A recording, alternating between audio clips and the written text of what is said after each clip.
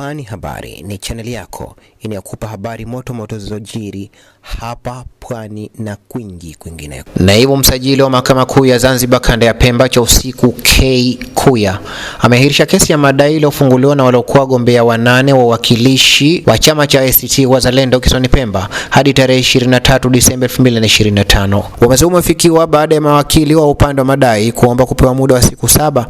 ili kupitia majibu ya maandishi yaliyowasilishwa na upande wa utetezi na kuandaa majibu ya kinzani kwa kina. Akizungumza na waandishi wa habari mara baada ya kuahirishwa kwa kesi hiyo, mwanasheria mkuu wa chama cha ACT Wazalendo wakili Omar Said Shabani, ambaye pia ni kiongozi wa jopo la mawakili wa wadai, alisema kwa ombi la muda huo lililenga kuhakikisha wanajibu hoja za utetezi kwa usahihi na kwa kuzingatia taratibu zote za kisheria. Maana ya sisi mawakili wa upande wa waleta malalamiko au waleta madai wa wagombea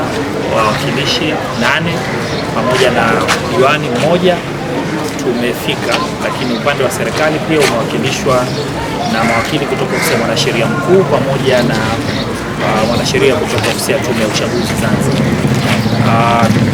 Katika hatua ya leo tumepokea majibu ya upande wa pili, upande wa serikali na tume, na amri imetoka na Mheshimiwa Mrajis kwamba tumepewa wiki moja mpaka tarehe 23 kwa ajili ya kuleta majibu ya ziada kama tunayo,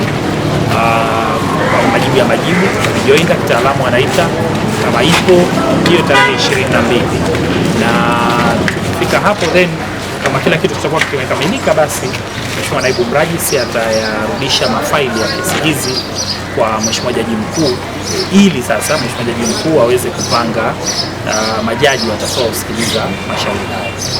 Tumeridhika na hatua hii na sisi tutatumia katika kipindi hiki ambacho Mheshimiwa ametoa cha wiki moja kujipanga na hatua zinazofuata za shauri. Nachotaka tukisema kwa wagombea waleta malalamiko pamoja na wananchi kwa ujumla, wawe watulivu katika kipindi hiki ambacho mashauri haya sasa yamefika mbele ya mahakama rasmi, na sisi mawakili tunahakikishia kwamba kila kitu kitakuwa sawa na taratibu zote zitazingatiwa za kisheria. Na sasa wanajipanga kikamilifu kwa hatua zinazofuata za mashauri hayo. Wakili Shabani aliwataka waliokuwa wagombea waliowasilisha madai pamoja na wafuasi wa chama cha ACT Wazalendo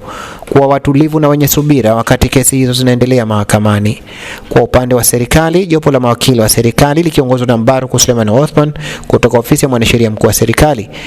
majimbo yaliyolalamikiwa katika kesi hizo ni Kiwani, Mkoani, Chake Chake, Chonga, Wawi, Kojani, Konde na Micheweni. Kulike, kushare, kucomment na kusubscribe ili kupata zaidi kutoka hapa Pwani Habari.